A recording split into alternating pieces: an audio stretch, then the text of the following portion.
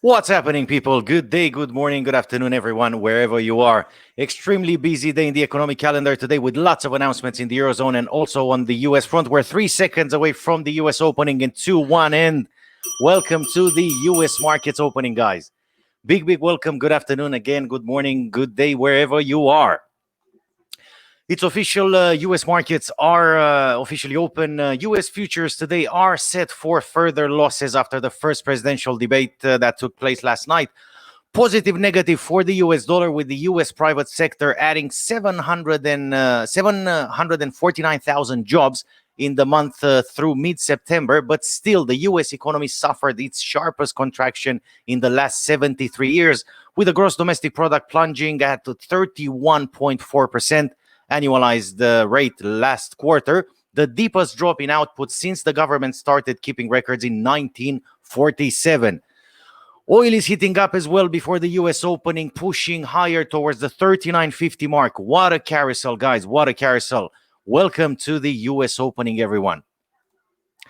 As I was saying, very busy day in the economic calendar. We started early this morning with lots of announcements coming from UK, affecting the pound. Then we continued the day with German retail sales, French consumer price index, ECB President Christine Lagarde had a press conference as well, and the German unemployment rate, which came out better than expected. It came out 6.3% versus an expectation of 6.4% from the economists.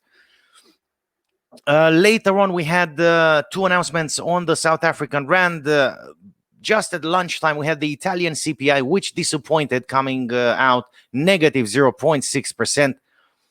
Press conference from Germany again, and we started the U.S. trading session with the ADP non-farm employment change, which came out 749,000 jobs, 100,000 jobs, basically 99 above the consensus expectations. We had the GDP coming out negative 31.4%. Again, a bit better than consensus expectations.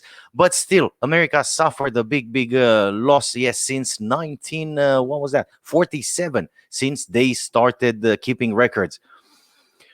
Right, in 26 minutes, we're going to have pending home sales and then the long-awaited crude oil inventories, which will be announced in exactly 56 minutes from now.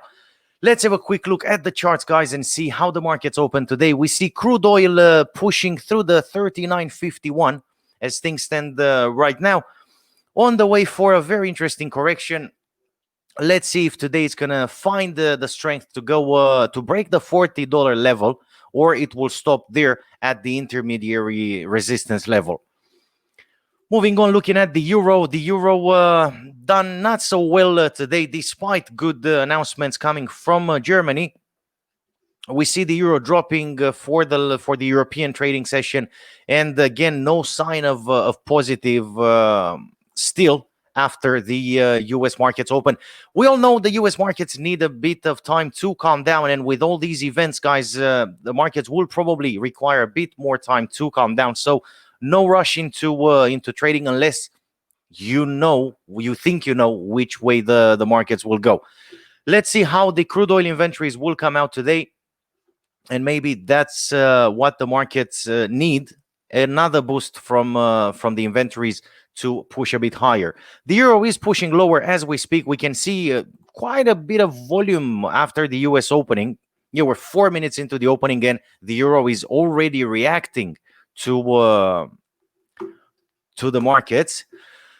We're moving on with the pound, which is currently trading at 128.60, pushing higher, surprisingly, at the US opening. We had all-day discussions in the UK Parliament. I managed to see only a few minutes, but they were fired up. Lots of things were said, and Boris Johnson was on the stage many times. So probably the good news that comes from UK gave the pound a bit of trust, let's say, a bit of a boost.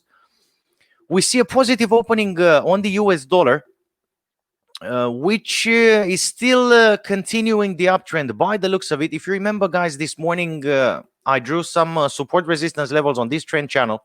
There you go. Okay, and I said for this to continue, we need the US dollar to come down, test the lows, and then probably bounce off the lows, heading towards the highs, towards the 105.86, 105.87. Okay, and this is exactly what the US dollar is doing, okay, versus the Japanese yen.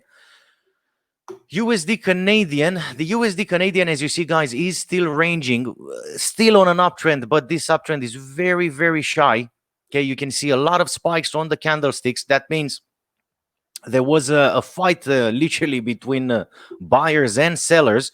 As long as the market manages to create higher highs, and higher lows, then this uptrend will probably continue for some time. Probably, who knows, up to November, to the elections. And then if Donald Trump gets elected again, probably it's going to drop. Let's see. Let's move on to the S&P 500, which opened on a positive note today. Let's see if that's going to continue. It finally managed to give the markets a bit of hope. Okay, but again, nothing really serious happened yet. Nothing really serious. We see the S&P 500 trading at its support level at 3332.23. Okay, if you look carefully. Okay, hopefully it's going to get a better day today. Dow Jones a bit clearer than the S&P 500. Definitely a positive opening for the Dow Jones. RSI stochastic pointing upwards. It's trading a bit higher than the support level. It's trading at 27,632, and we see the support level at 27,493. Okay, so probably traders that decide to go long on the Dow Jones today will target the 28,058. Okay, if they want to be conservative, or slightly higher. Let's see. You could even target slightly lower. The intermediary resistance level at 27,886. Okay, if the Dow Jones will continue to push higher today.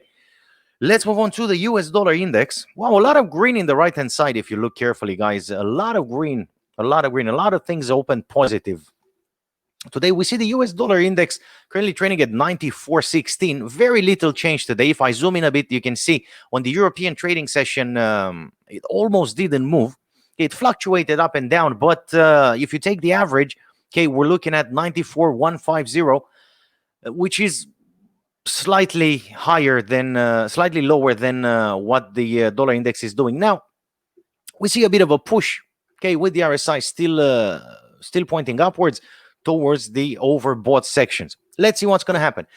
We move on to gold, which has managed to break the 1900, guys. It reached all the way up to 1906 just before the US opening. Now it's pulling back. Obviously, the US dollar got a bit more boost from the markets, but overall gold is pushing higher. It managed to close a bit higher at 106.32 earlier on today.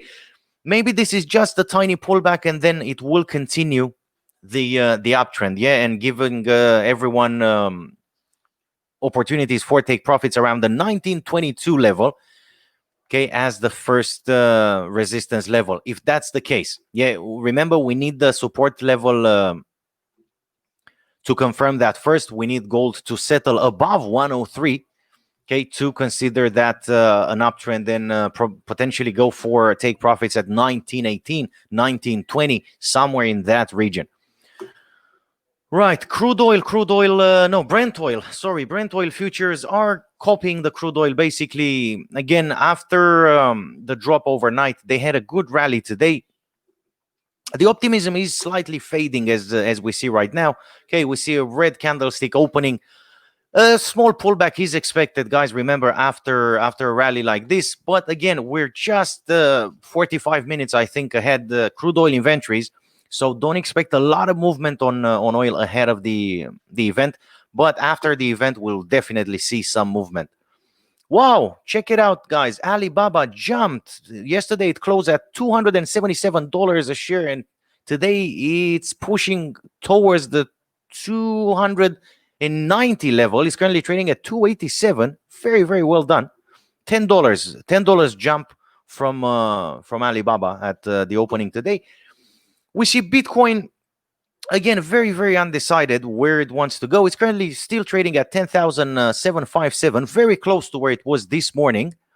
Okay, nothing really happened yet. It's looking like it's getting ready to take off, but again, we don't know because cryptocurrencies are decentralized, guys. So no one really has control over them. But from what we see here, Bitcoin is doing really, really well. We see an engulfing candlestick there, and now we see the green candlestick that opens.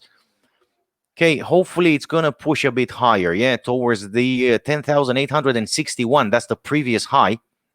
Okay, so remember the rule for an uptrend. In order for an uptrend to be considered an uptrend, you need at least 2 or 3 consecutive higher highs or higher lows. Okay, so let's see where the markets will go today. Right, a very interesting article regarding the U.S. economy, guys. There we go. The U.S. economy suffered its sharpest contraction in at least 73 years in the second quarter because of the disruptions from the COVID pandemic. The government confirmed today.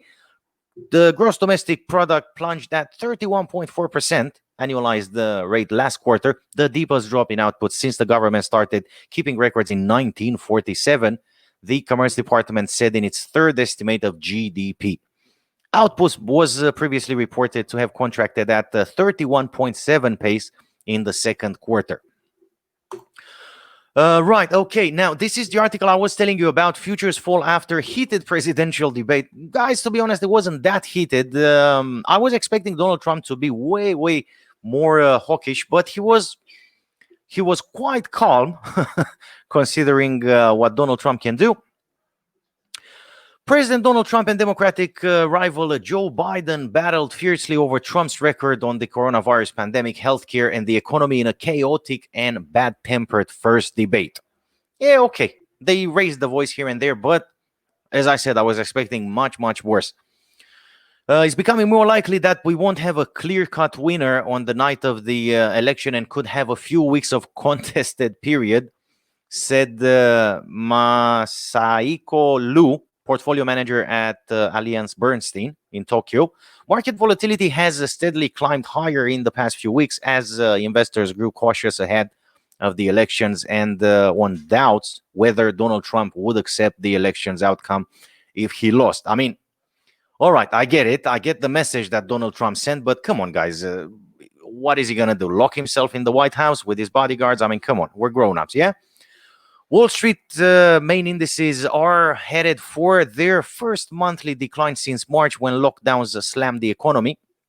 Despite the extended weakness in September, the S&P 500 and the Nasdaq were on course for their best two-quarter winning streaks since 2009 and 2000, respectively.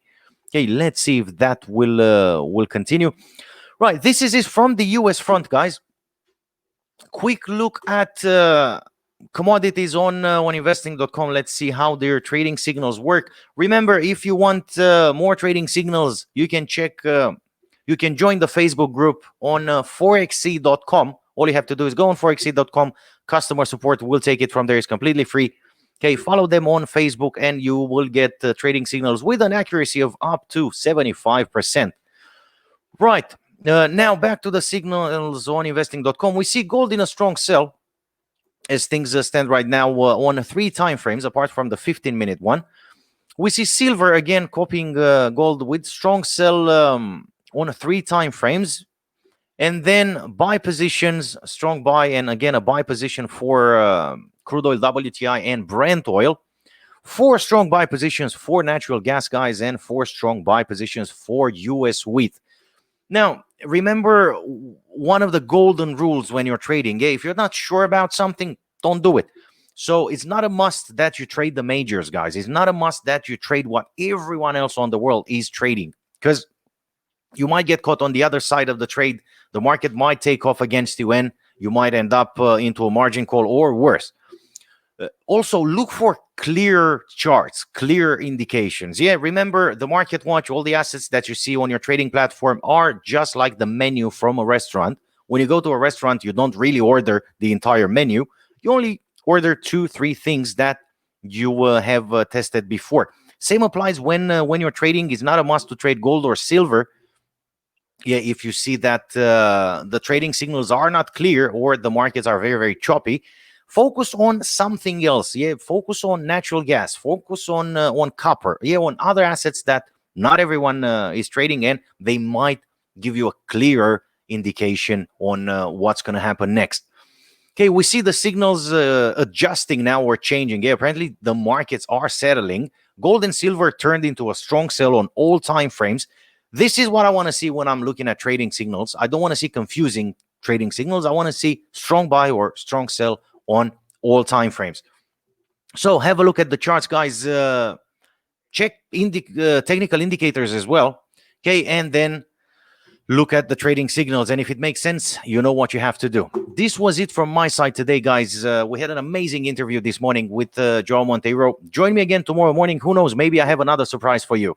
Until then, remember to trade responsibly, and may all your trades be in the money.